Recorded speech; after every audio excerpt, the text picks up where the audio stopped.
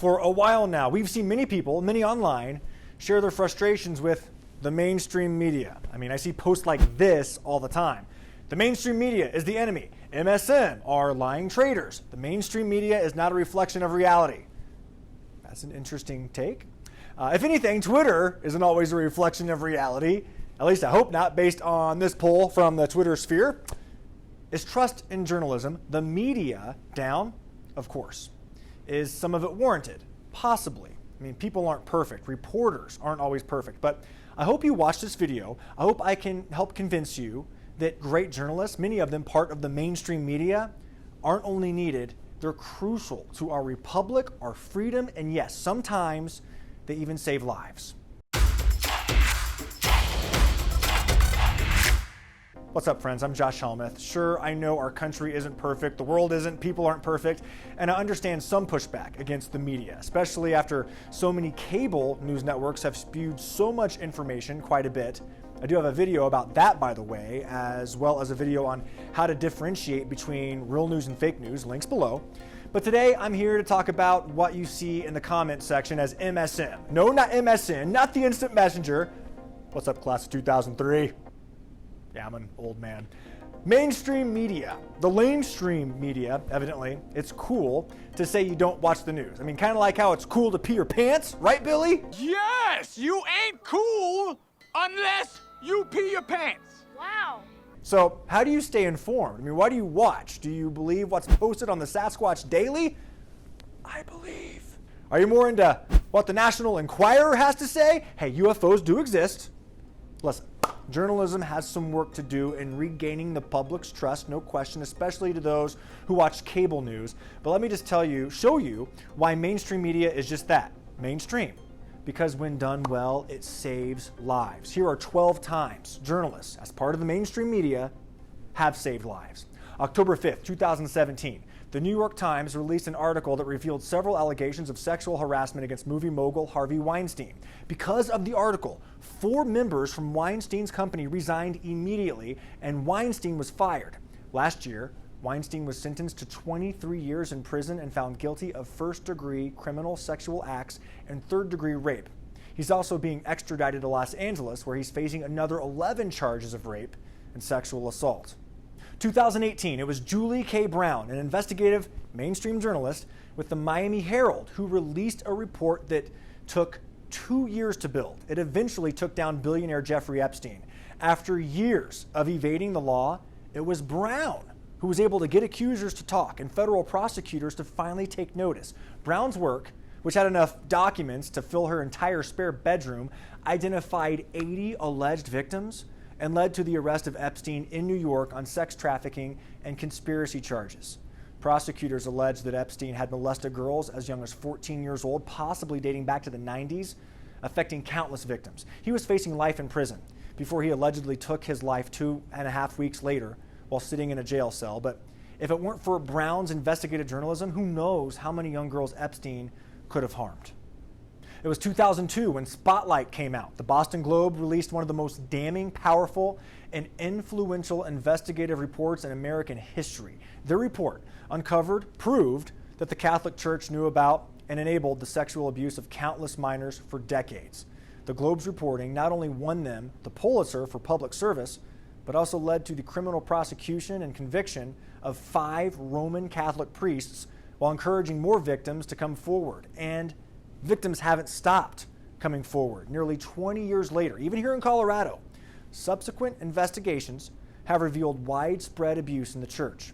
In 2019, the state discovered child sex abuse by 52 Catholic priests, with 212 children victimized between the 1950s and 1999. The Catholic Church has now paid out more than $7 million to those victims. And the widespread sexual abuse uncovered by the mainstream media doesn't stop there. You have Jerry Sandusky at Penn State, uncovered by the Patriot News in 2011. You have Larry Nassar, the former team doctor for Michigan State and USA Gymnastics, now in prison for sexual assault. 2 of his victims first spoke with the Indianapolis Star in 2016.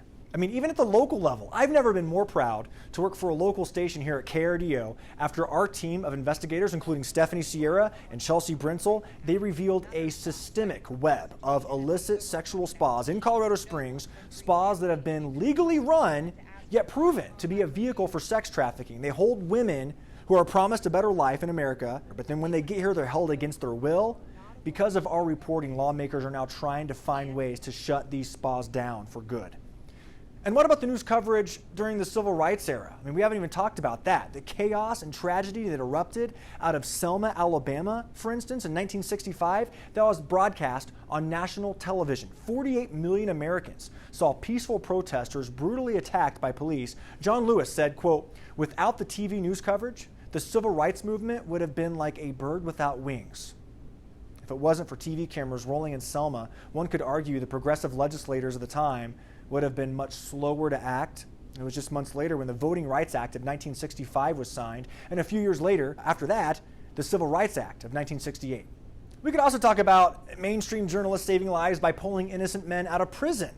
My former coworker and friend, Patrick Fazio, is one of several mainstream media journalists doing amazing things on the criminal justice front. Fazio interviewed the Midwest Innocence Project and found one man who had been in prison for decades, wrongfully accused. It was because of Fazio's reporting his pressure on the Missouri Attorney General that Ricky Kidd now walks a free man today. Also, last year, the city of Chicago filed an emergency motion in federal court attempting to stop CBS Chicago from airing body cam footage that showed police breaking down a woman's door, handcuffing her, an innocent woman naked in her own home. It was because of this station's investigating that the public learned about informants giving police the wrong address for this raid, and how police failed to find their suspect by simply checking the electronic monitoring device he was wearing. Okay, are you still not convinced mainstream media is a necessity? Just look at other recent Pulitzer Prize winners. Eric Ayer of the Charleston Gazette-Mail won a Pulitzer in 2017. He exposed the flood of opioids flowing into West Virginia, with local counties having the highest overdose death rates in the whole country. It was in 2016 when Leonora Lapeter Anton and Anthony Cormier of the Tampa Bay Times and Michael Braga of the Sarasota Herald Tribune, they all took home hardware after revealing escalating violence and neglect in Florida mental hospitals, proving blame with state officials. And back in 2002, Sari Horwitz, Scott Higham, and Sarah Cohen of the Washington Post exposed the neglect and death of 229 kids placed in protective care between 1993 and 2000. It forced an overhaul of DC's child welfare system. Look, mainstream media isn't perfect. I can certainly understand why there's been some frustration. We have to work better. We have to do better to earn back your trust. If you work in news, you have to do everything you can to prove to people, as much as ever, that you're an honest, hard-working, and trustworthy journalist. As we in the field already know, 99% of us already are. But if you see someone legitimately attacking a journalist without reason, respectively stand up for them and our career.